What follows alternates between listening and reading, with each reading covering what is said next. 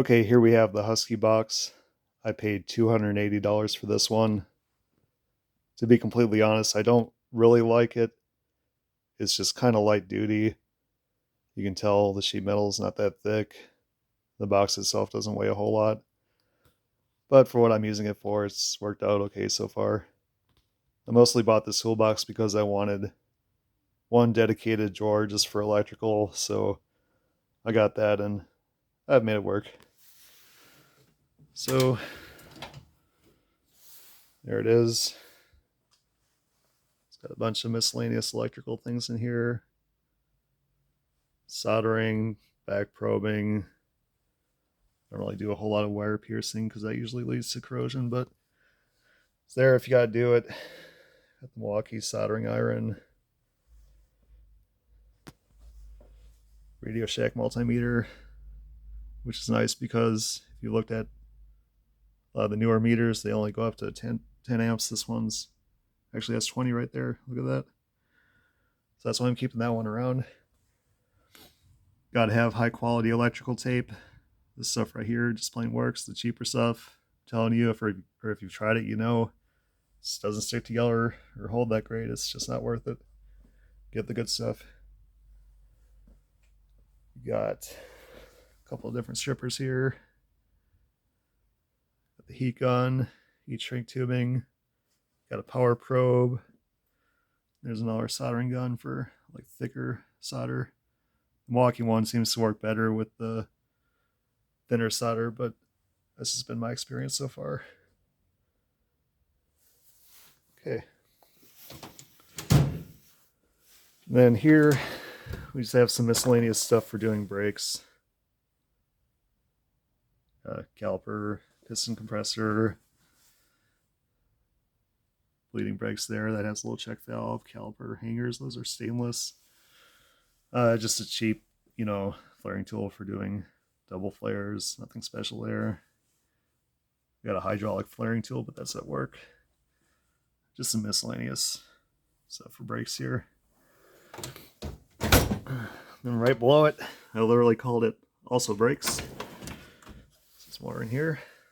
Stuff for doing drum brakes, bending tubes. There, we got the tool for the turn cell, usually, like rear calipers, pistons where you gotta turn them. I got that here. And this is for like hose clamps. Some hose clamp pliers here, hose pinch offs. This is actually a rebuild kit for that. Some Blue Point ones here. Okay, and then over here we got stuff just for doing oil changes. Getting oil filters off.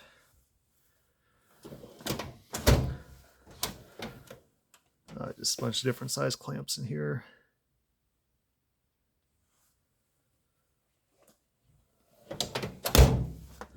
And this drawer is actually just stuff I don't really use a whole lot.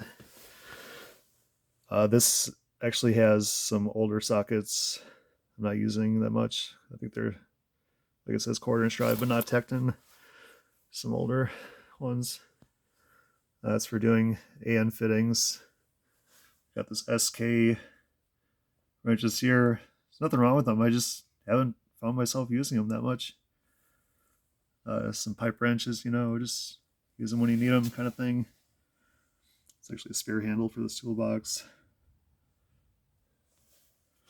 Those are for pressure testing. When you do make AN lines. It's a test kit there. And the bottom, we got a bunch of test equipment here. Scan tools, Actron, like down tester, compression tester. Let's see, there's Noid lights, testing if you're getting a signal to the injector. There's a spark checker, all kinds of test equipment down here. Bluetooth battery tester, infrared thermometer. It's actually a coil pack tester. Just put that above the coil pack and test it that way. Then over here it's just miscellaneous. Got like it's actually like a multi-battery charger thing here. Look at this. Charge a bunch of batteries at once. Some trim tools, just some spare speakers, and it's like a clutch slave cylinder or something. It's kind of a junk drawer. So that's it for this one.